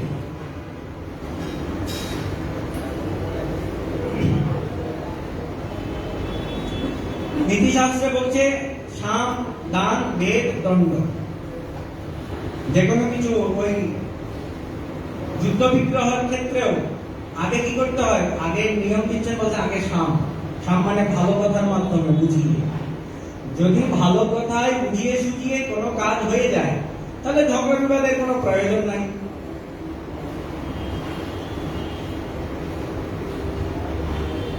রঘুনাথ দাস গোস্বামী বলছে, তুমি ওই শাস্ত্রজ্ঞ, প্রবীণ, অনেক কিছু জানো, জ্ঞানী, গুণী, নানা প্রকারের কথাবার্তা বলে মনটাকে একেবারে আত্ম করে দিলেন। এই সকল শুনে ন্যায্য হলেও সকলেই তো চায় নিজের একটু প্রশংসা শুনি। প্রশংসা শুনতে গানটা ভালো লাগে, ন্যায্যের মনটাও একটু বলে গেল। ছোট বালক আরো রঘুনাথের কথায় তার চোখ দিয়ে অশ্রু নির্গত হচ্ছে। তখন সেই ন্যায্য বলছেন, ঠিক আছে, আজ থেকে তুমি আমার পুত্রের মতো, আমি তোমাকে বাদশার থেকে ছাড়াবো, বাদশার বন্দিদশা থেকে ছাড়িয়ে। সেই ওই চৌধুরী কি করলেন? উজিরকে বলে রঘুনাথকে ছাড়ালেন। ছাড়িয়ে এনে রঘুনাথকে বলছেন, রঘুনাথ দেখো, তোমার জ্যাঠা নির্বুদ্ধি, তার বুদ্ধি নেই। সে একা 8 লক্ষ 8 লক্ষ একাই খায়,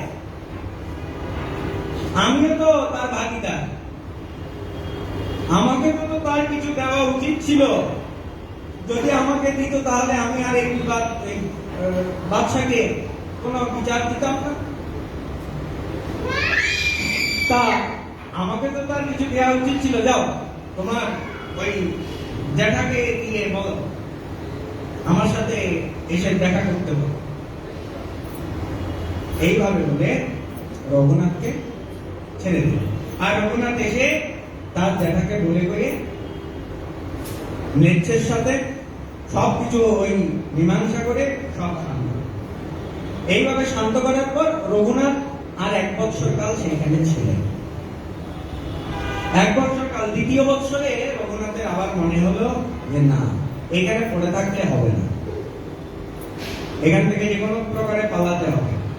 রঘুনাথ আবার রাত্রেবেলা উঠে পালালেন। আবার ওই পিতা যখন খবর পেলেন, আবার ওই ধরে আনলেন। এইবারে বারে বারে পালায় আর বারে বারে ধরে আনলেন। তখন একদিন তার মাতা বলছে আমার ছেলেটা মনে হয় পাগল হয়ে গেছে। পাগল করলে কি করতে হয়? কেউ যখন খুব উন্মাদ হয়ে যায়, যেখানে সেখানে চলে যায়, অনিষ্ট করে বসে, এইরকম যদি কেউ পাগল হয়ে যায়, কখন কোথায় গিয়ে কি বিপদ হয় পাগলকে কি করে লোকে? বেঁধে রাখে। মা বলছেন আমার পিতাটা পাগল হয়ে গেছে, একে বেঁধে রাখে। তখন রঘুনাথের পিতা দুঃখিত হয়ে বলছেন,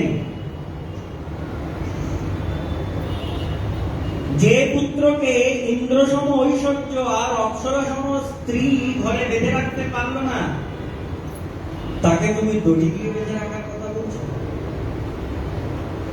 তাকে কি দড়ি দিয়ে বেঁধে রাখা যাবে? জন্মদাতা পিতানাদের প্রারব্ধ বুঝাইতে। প্রারব্ধ মানে হচ্ছে কর্মফল। যার যে কর্মফল, যার যেমন ক্ষতি হবে, কে কোথায় কি অবস্থায় কি দশা প্রাপ্ত হবে, কোথায় যাবে, যার যার যে প্রারব্ধ কর্মফল রয়েছে, বলছে পিতামাতা পর্যন্ত এই সকল বুঝাতে পারে না। আমরা এই সমাজে পিতামাতারা সন্তানের জন্য কত কিছু করে না, সন্তানের সুখের জন্য কত কিছু করে না পিতামাতা। অর্থ বিত্ত কত কিছু উপার্জন করে, কিসের জন্য? সন্তানের জন্যই তো করে। তা সবার সন্তান কি ওই সুসন্তান হয়? সবার সন্তান কি সুখে থাকে? তাহলে এই যে প্রারব্ধ কর্মফল, পিতামাতা চেষ্টা করেও সেই প্রারব্ধ বুঝাতে পারে না। যার যে প্রারব্ধ সেটা ভোগ করতে হবে, হোক পিতামাতা। পিতামাতার সেই সামর্থ্য নাই যে সন্তানের প্রারব্ধ কর্মকে বুঝাতে পারে। বলছেন তার মধ্যে রঘুনাথ এর প্রতি তো চৈতন্যের কৃপা হয়েছে, আর যার প্রতি একবার চৈতন্যের কৃপা হয়, যে চৈতন্যের জন্য পাগল হয়, জগতের পাগলকে দড়ি দিয়ে বেঁধে রাখা যায়, কিন্তু চৈতন্য চরণের জন্য পাগল যে হয়েছে তাকে কোনো কিছু দিয়ে বেঁধে রাখা যায় না। চৈতন্যের বাতুল কে রাখিতে পারে? তবে রঘুনাথ কিছু বিচারিলাম আমি। রঘুনাথ বিচার করে নিত্যানন্দ গোসাই পাশ চলিলা দিকে যাত্রা করলেন এবার নিত্যানন্দ প্রভুর কাছে, পানিহাটি গ্রাম। নিত্যানন্দ প্রভু তখন পানিহাটি গ্রামে ছিলেন। বর্তমান ওই সোদপুর স্টেশনে নেমে পানিহাটি গ্রাম একদম কাছে। সেই পানিহাটি গ্রামে গিয়ে প্রভুর দর্শন পেলেন। কীর্তনিয়া সেবকগণ সঙ্গে বহুজন, গঙ্গা তীরে বৃক্ষমূলে পিণ্ডার উপরে বসিয়াছেন যেন কোটি সূর্যোদয় করে। নিত্যানন্দ প্রভু বসে আছেন গঙ্গার তীরে বৃক্ষের মূলে, আর চারিদিকে বহু ভক্তগণ পরিবেষ্টিত হয়ে রয়েছে। রঘুনাথ দাস গোস্বামী গিয়ে যখন নিত্যানন্দ প্রভুকে দর্শন করলেন, দর্শন করে মাত্র তিনি দণ্ডবত, দূর থেকে দণ্ডবত প্রণাম করলেন। দেখা মাত্র, প্রভুর কাছে যাননি, দূর থেকে দণ্ডবত প্রণাম করলেন। নিত্যানন্দ প্রভুর সেবক যে সাথে ছিলেন তিনি দেখছেন রঘুনাথ দাস গোস্বামী দূর থেকে দণ্ডবত করছেন, আর নিত্যানন্দ প্রভুকে তখন বলছেন, প্রভু রঘুনাথ তোমাকে দণ্ডবত করে। ওই তো প্রভু রঘুনাথ এসেছে। নিত্যানন্দ প্রভু বলছে, রঘুনাথ এসেছি শনি। প্রভু কহে চোরা দিলি দর্শন। নিত্যানন্দ প্রভু রঘুনাথকে চোর বলে সম্বোধন করেছেন। কেন? কেউ যদি অন্যের দ্রব্য ওই না বলে গ্রহণ করে তাকেই তো চোর বলে। তা রঘুনাথ কি চুরি করেছে? রঘুনাথ চুরি করতে চেয়েছে মহাপ্রভুর চরণ। হেন নিতাই কিনে ভাই রাধা কৃষ্ণ পেতে নাই, দৃঢ় করি ধর নিতাই পাই, নিতাই ভজলে গৌর পাবে, গৌর পেলে ব্রজে যাবে। তা নিত্যানন্দ প্রভুর এই যে সম্পদ, শ্রীমন মহাপ্রভু,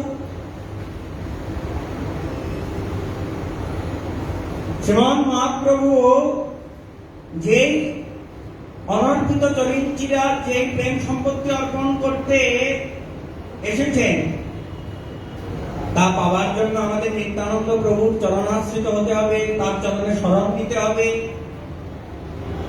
গোপীগণের যে প্রেম কহে ভাগবতে, একলা নিতাই হইতে পাইবে জগতে। এই নিত্যানন্দ প্রভুর সম্পত্তি শ্রীমন মহাপ্রভু, তা নিত্যানন্দ প্রভুকে না বলে যদি তার সম্পদকে নেওয়ার চেষ্টা করে, শ্রীমন মহাপ্রভু তার সম্পদ, তাকে তো চৌরি বলা হয়। তার পূর্বে যে রঘুনাথ নিতাই চাঁদকে না বলে মহাপ্রভুর সঙ্গে সাক্ষাৎ করেছিলেন, এই জন্য ওই নিত্যানন্দ প্রভু রঘুনাথকে চোর বলে সম্বোধন করেছে। বলছে, চোরা দিলি দর্শন, আয় আয় কাছে আয়, আজ তোর করিব দণ্ড, তোকে আমি আজকে দণ্ড দেব। নিত্যানন্দ প্রভু ওই রঘুনাথকে কাছে ডাকছেন আয় আয় বলে, কিন্তু রঘুনাথ একদম কাছে যাচ্ছেন না, নিকটে না করে গমন, একদম কাছে যাবার সাহস করছেন না রঘুনাথ। নিত্যানন্দ প্রভু কি করলেন, ওই রঘুনাথকে আকর্ষণ করে তার মাথার মধ্যে তার চরণ দুখানা তুলে দিলেন। আকর্ষিয়া তার মাথে প্রভু ধরিল চরণ। মহাপ্রভুকে এই যে চোর বলছেন, এটা কৌতুক করে চোর বলছেন। কৌতুকে নিত্যানন্দ সহজে দয়াময়। নিত্যানন্দ প্রভুর মতো এই দয়াল অবতার আর কখনো হয়নি, যিনি ওই জগায় মাধায় কলসির কানা দিয়ে মেনে মাথা ফাটিয়ে দিয়েছে, তবু তাদের প্রতি তিনি কোন প্রকারের ক্রোধ প্রকাশ করেননি, তাদের পর্যন্ত প্রেম দান করেছেন। রঘুনাথে কহে কিছু হইয়া সদয়, বলছে নিকটে আয় রঘুনাথ, দূরে দূরে কেন পালিয়ে আছিস, কেন আমার নিকটে আসছিস না? আজ তোকে আমি কাছে পেয়েছি, অনেকদিন তোকে খুঁজছি, তুই অনেক দূরে দূরে ছিলি, আজ তোকে কাছে পেয়েছি, আজকে আমি তোকে দণ্ড দেব। কি দণ্ড দিলেন? বলছে, দধিচিরা ভক্ষণ করা হোক। এই যে আমরা এখানে যত ভক্তবৃন্দ, আমার যত ভক্তরা রয়েছে, আমাদের সকলকে আজ এই দই চিরা খাওয়াতে হবে। রঘুনাথ তো অত্যন্ত আনন্দিত, সঙ্গে সঙ্গে তিনি লোক পাঠিয়ে দিলেন গ্রামে, ভক্ষ দ্রব্য লোকসব গ্রাম হইতে আনে, সকলে চিরা দধি দুগ্ধ সন্দেশ চিনি কলা সবকিছু এনে প্রভুর চারিদিকে ধরলেন। আর প্রভু যেখানে উপস্থিত ভক্তবৃন্দ সহিত, সেইখানে তো মহোৎসব, মহোৎসব নাম শুনি ব্রাহ্মণ সজ্জন, চারিদিকে অসংখ্য লোকজন ব্রাহ্মণগণ আসতে আরম্ভ লাগলেন। আর গ্রাম হইতে শুধু রঘুনাথ আনলেন তাই নয়, গ্রাম হতে সকলে ওই সামগ্রী নিয়ে আসতে লাগলেন। শত দুই চারি হলনা সাহা আনাইল, হলনা মানে হচ্ছে মাটির মালসা, 400 পরিমাণ নিয়ে আসলেন। বড় বড় মৃৎকুণ্ডিকা মানে মাটির গামলা, মৃৎকুণ্ডিকা আনাইল 5 সাথে। তারপর এক ব্রাহ্মণ কি করলেন, প্রভুর জন্য চিরা ভিজাতে লাগলেন। আর আরেকদিকে কি করছেন, ওই গরম দুধের মধ্যে চিরা ভিজাচ্ছেন। অর্ধেক ছানিল দধি চিনি কলা দিয়া, অর্ধেক কি করলেন, ওই দই চিনি কলা, আর অর্ধেক ঘনাবর্ত দুধে। দুই প্রকারের, কিছু চিরা কি করলেন দধি দিয়ে, আর কিছু দুধ দিয়ে। চাপা কলা চিনি ঘৃত কর্পূর তাতে দিল, ধুতি পরি প্রভু যদি পিণ্ডাতে বসিলা, 7 কুণ্ডি বিপ্রতার অগ্রেতে ধরিলা। নিত্যানন্দ প্রভু ওই ধুতি পরে সজ্জিত হয়ে তিনি পিণ্ডার উপরে বসলেন, আর 7 কুণ্ডি 7 পাত্রে করে কি করলেন, ওই প্রভুর অগ্রেতে ধরলেন। চৌতারা বাঁধানো যে পেথিটাকে প্রশস্ত, ওই স্থানটাকে বলা হয় চৌতারা। গঙ্গার ঘাটে চৌতারা উপরে যত প্রভুর ভক্তগণ, চারদিকে প্রভুর সঙ্গে প্রভুর ভক্তগণ বসেছে, বড় বড় লোক বসিল সব মন্ডলী বন্ধন, মন্ডল করে মন্ডলী বন্ধ হয়ে সকলে বসেছে। উল্লেখযোগ্য ভক্তদের নাম বলছেন রামদাস ঠাকুর, সুন্দরানন্দ, গদাধর দাস, মুরারি কমলাকর, সদাশিব পুরন্দর, ধনঞ্জয় পণ্ডিত, জগদীশ পরমেশ্বর দাস, মহেশ গৌরীদাস পণ্ডিত আর হর কৃষ্ণ দাস, উদাহরণ দত্ত আদি যত নিজজন উপরে বসিলা সব কে করে গণা। এই উদাহরণ দত্ত আদি ওই যারা ওই দ্বাদশ গোপাল আদি তারা প্রভু উপরে বসলেন। দ্বাদশ গোপাল মানে ব্রজের 12 জন সখা, তারা উপরে বসলেন প্রভুর সাথে, আর বাকিরা সব পরপর করে মণ্ডলীবদ্ধ হয়ে বসলেন। প্রভু সবার উপরে বসেছেন, দুই মৃৎকুণ্ডিকা সবার আগে দিলেন। একটাতে দিচ্ছে দুগ্ধ চিরা, আর একটার মধ্যে সবাইকে 2টা করে মাটির পাত্র দিয়েছে। এক পাত্রে দুধের সঙ্গে চিরা ভিজানো, আর একটাতে দইয়ের সঙ্গে চিরা ভিজানো। আর যত লোক সব বাকি যারা লোক ছিলেন উপরে তো সবার জায়গা হয়নি, বাকিরা সবাই নিচে বসেছে। সবাইকে 2 ভাণ্ড করে দিয়েছেন, দুগ্ধ চিরা, দধি চিরা, 2 ভিজাই দিলেন। এখন উপরে বসেছেন, নিচে বসেছেন, এত ভক্ত বসার জায়গা নেই। এবার বাকিরা কি করেছেন? গঙ্গাতে নেমে পড়েছে। যারা যারা তীরে স্থান পাননি তারা জলে নেমে গেছেন চিরাদধি ভক্ষণ করার জন্য। কেহ উপরে, কেহ তলে, কেহ গঙ্গা তীরে। এখন পরিবেশন করছেন 20 জন। এই পরিবেশন করার সময় সেই সময় আসলেন রাঘব পণ্ডিত। রাঘব পণ্ডিত সেইখানে আসলেন। হাসিতে লাগিলা দেখি হইয়া বিশ্বাস। এই প্রভুর এইরকম লীলা দর্শন করে রাঘব পণ্ডিত হাসছে। তখন তিনি কি করলেন? নিষ্করি নানা মত প্রসাদ আনিলেন। নিষ্করি মানে হচ্ছে ফল ফুলাদি, যে সকল দ্রব্যের মধ্যে স্পর্শ দোষ হয় না সেই সকল দ্রব্যকে বলা হয় নিষ্করি। অনেকেই বলে থাকেন যে ওই রকম এই যে মহোৎসবটা হলো, ওই কোন প্রকারের আচার বিচার পালন করা হয়নি, ব্যাপারটা তা নয়। যেখানে যতটুকু বিচার করার আচার পালন সেইটা কিন্তু সেইখানে হয়েছে। এখানে নিষ্করি শব্দটা উল্লেখ করার কারণ হচ্ছে, শুধু ফলমূল বললেই তো পারতেন।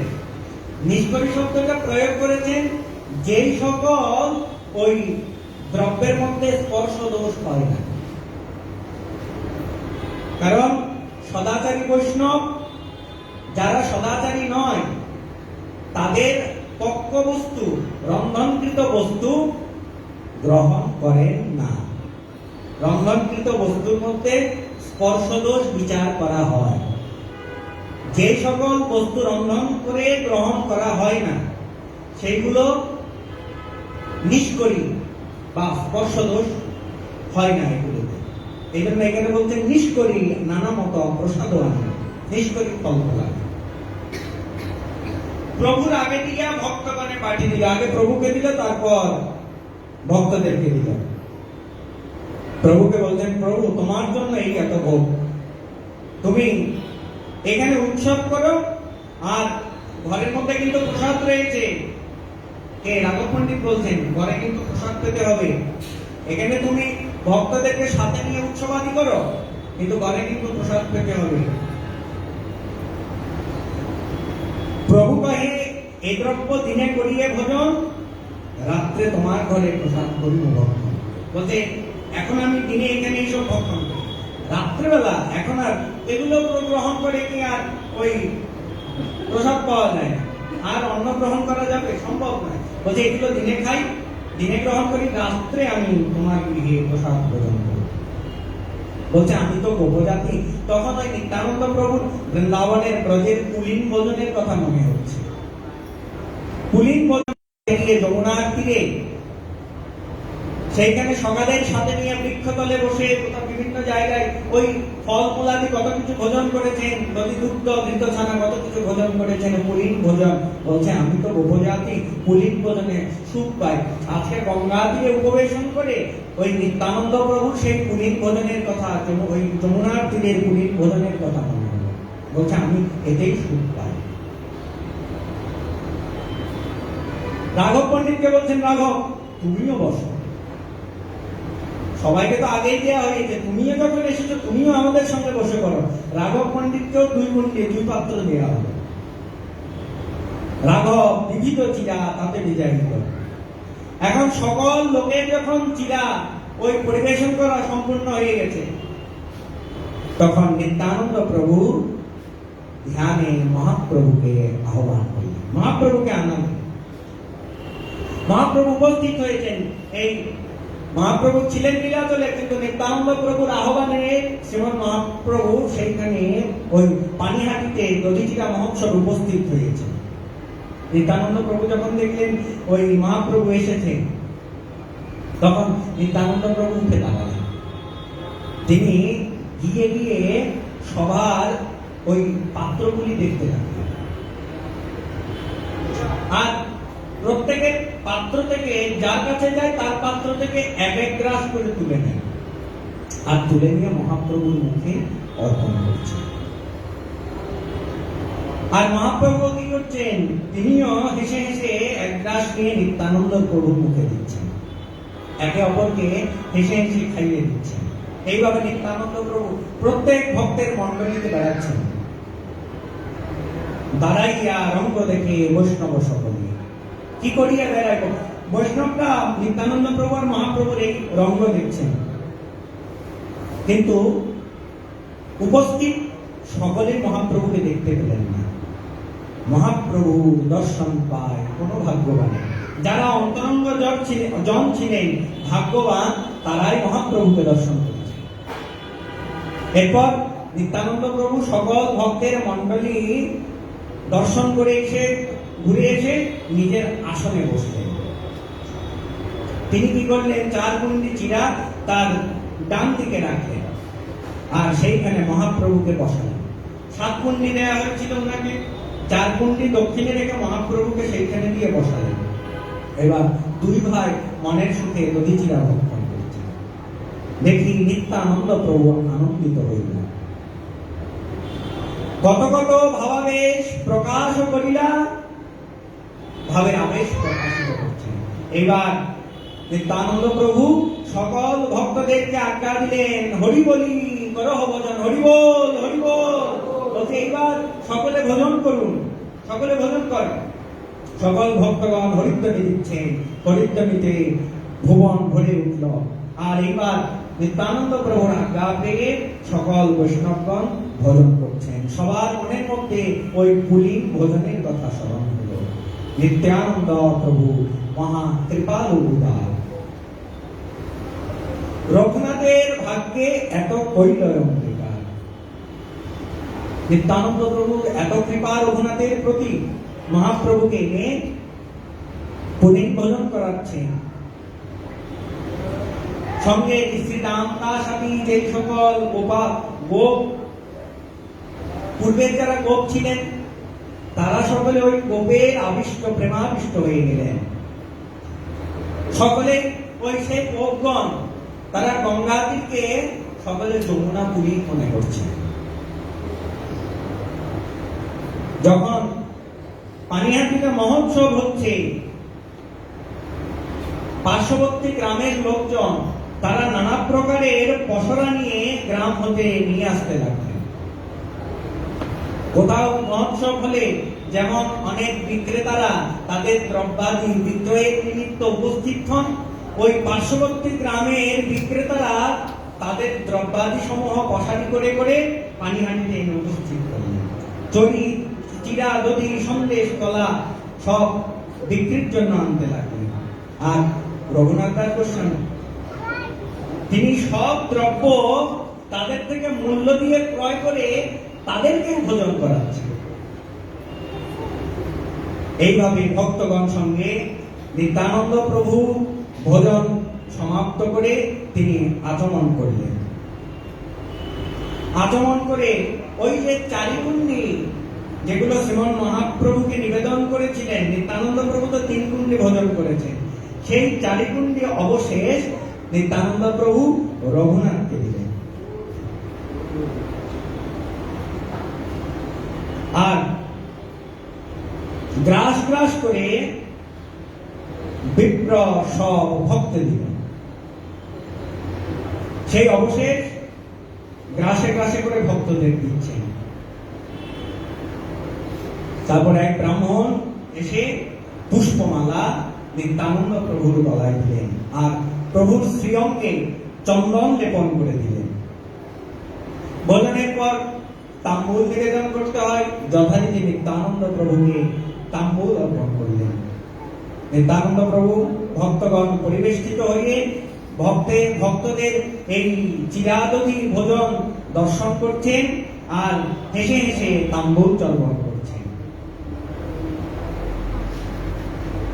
প্রভুর ভোজনের পর এই তাম্বুল চর্বণের পর যা কিছু অবশিষ্ট ছিল মাল্য চন্দন সবকিছু সবার মধ্যে বেটে দিলেন, সকল ভক্তবৃন্দকে দিয়ে দিলেন। আনন্দিত রঘুনাথ প্রভুর শেষ পাইয়া সেই অবশিষ্ট অধরামৃত উচ্ছিষ্ট যখন রঘুনাথ লাভ করলেন, রঘুনাথ আজ নিজেকে ধন্য মনে করছেন। রঘুনাথ নিজের পরিকর নিজের গণকে সঙ্গে নিয়ে সেই অবশিষ্ট গ্রহণ করলেন। এই তো কহিল নিত্যানন্দের বিহার, চিরাদধি মহোৎসব খ্যাতি হইল না।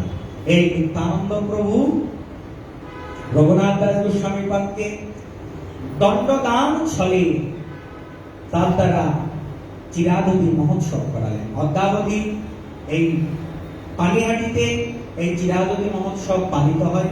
আপনারা কখনো যদি এই সময়টা, এই চতুর্দশী, এই আজকে ত্রয়োদশী, এই ত্রয়োদশী তিথিতে যদি কখনো ওই কলকাতাতে থাকেন, সোদপুর স্টেশন থেকে বেশি দূরে নয়, একদম কাছে পানিহাটি গ্রাম, দণ্ড পানিতলা, রাঘব পণ্ডিতের ভবন তার কাছে।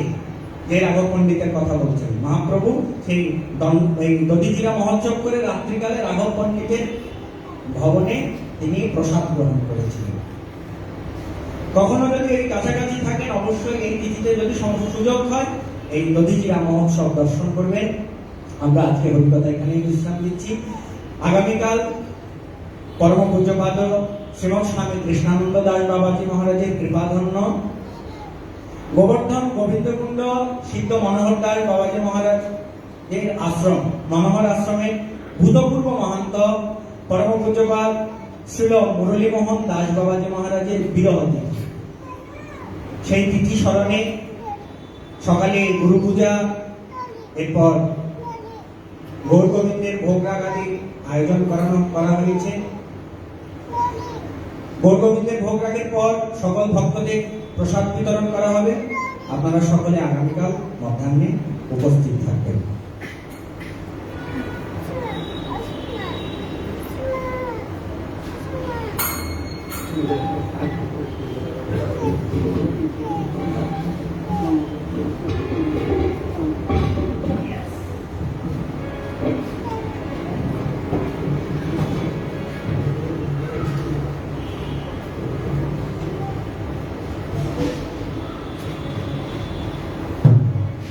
রাধে রাধে গোবিন্দ গোবিন্দ রাধে রাধে রাধে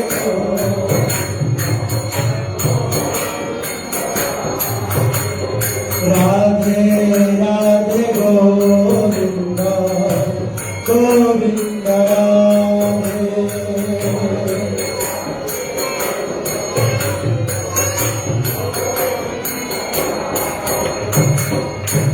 गोविंद राधे राधे गोपाल राधे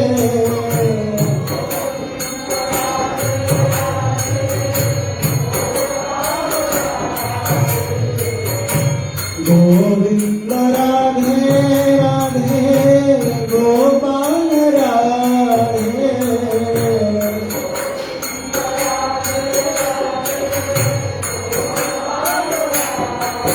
राधे राधे गोविंद गोविंद राधे राधे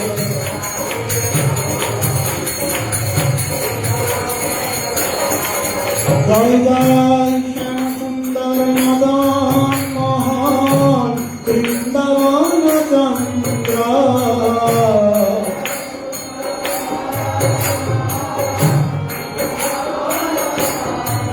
জয় জয় রাধারমণ রাশি হরি শ্রী গোকুলানন্দ জয়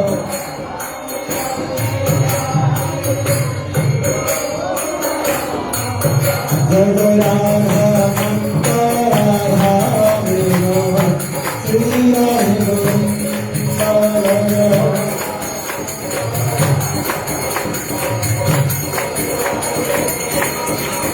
জয় জয় রাসেশ্বরী বিনোদিনী রায় ভানুকুল চন্দ্র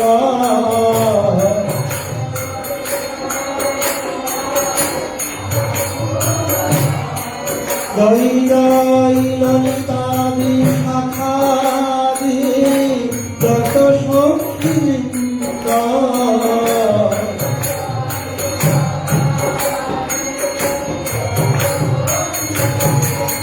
জয় শ্রী মঙ্গলী অঞ্জয়া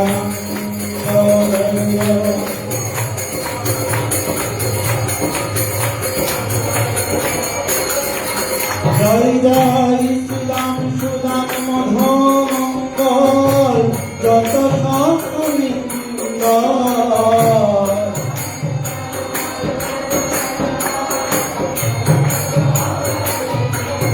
জয় জয় পূর্ণমাসি কুন্দলতা জগবীরবৃন্দ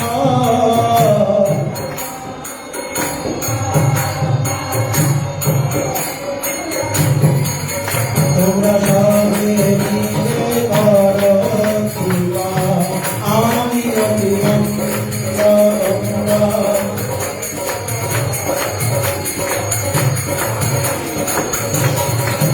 সবে কৃপা করিলাম হে যুগল চরণ রবীন্দ্র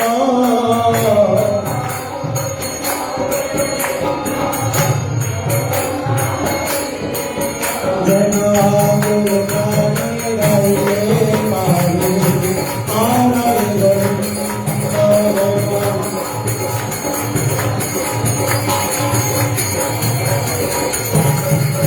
জয় রাধে রাধে গোবিন্দ গোবিন্দ রাধে রাধে।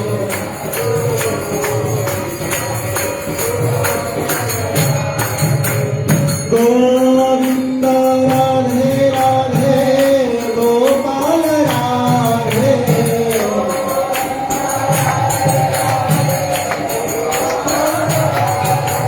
গোবিন্দ রাধে রাধে গোপাল রাধে।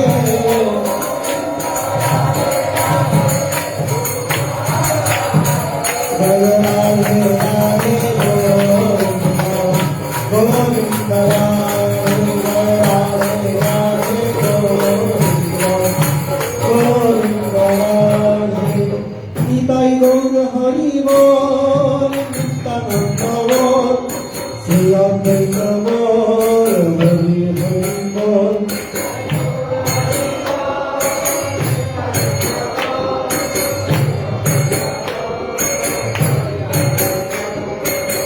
হরি বল গৌর হরি বল নিত্যানন্দ বল শ্রী অদ্বৈত বল হরি হরি বল।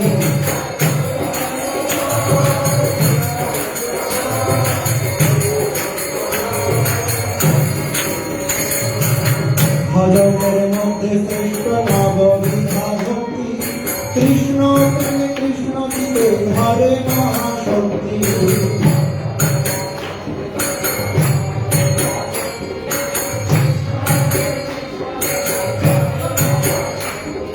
তার মধ্যে সর্বশ্রেষ্ঠ নাম সংকীর্তন।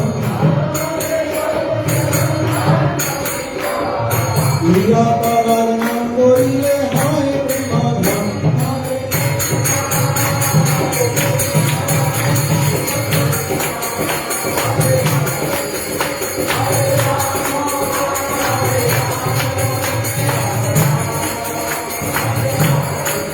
Hare Krishna,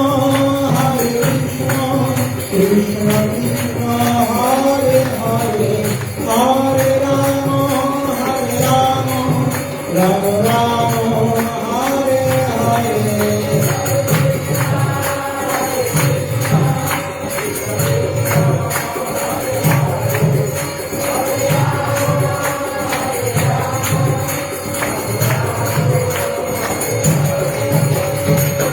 Hari Bol, Hari Bol, Hari Bol.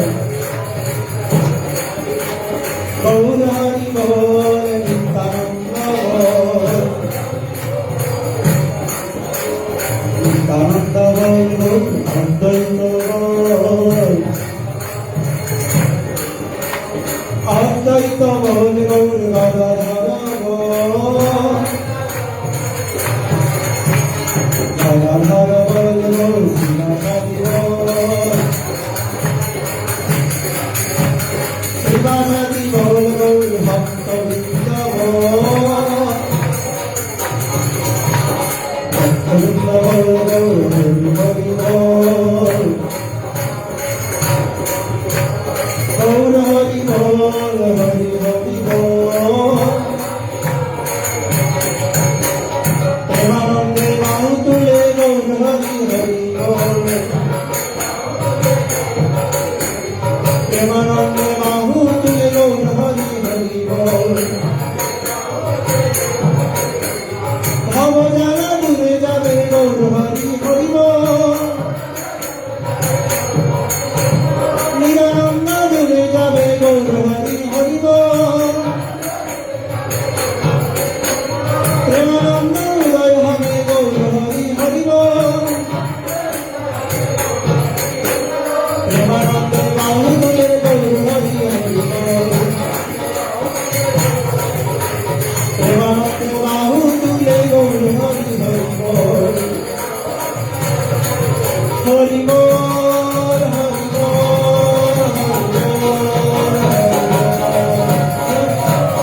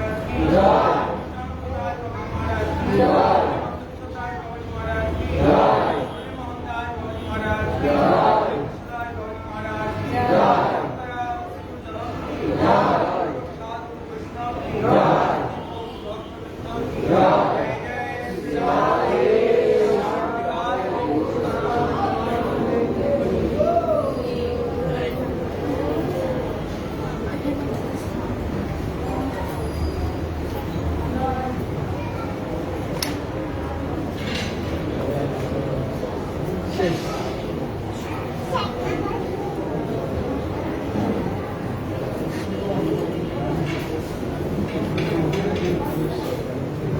Hari Bol.